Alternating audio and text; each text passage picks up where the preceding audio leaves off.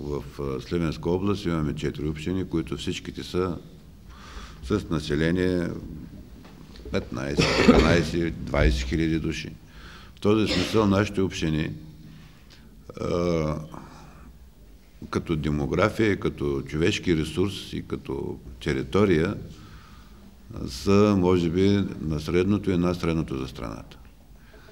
И ако се коментира въпроса за административна реформа, за окрупняване на общини, събиране, разделяне и така нататък, този въпрос при нас не стои.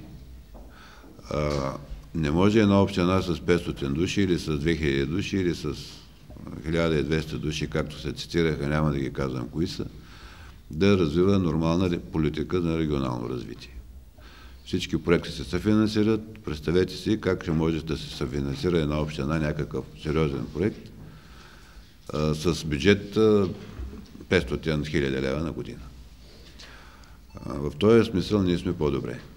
В сравнение с много области от северо-западна България, от централен район и от северо-западен район. И резултатите от това пробряване показват именно тая положителна страна на нашата област. Нашите общини могат много по-добре от другите да си съфинансират и да участват в проектите и програмите по регионално развитие. За разлика от други 52 общини, които са далече под минимума, който се предполага, че трябва да е една община 6000 души, за да може да съществува като такава.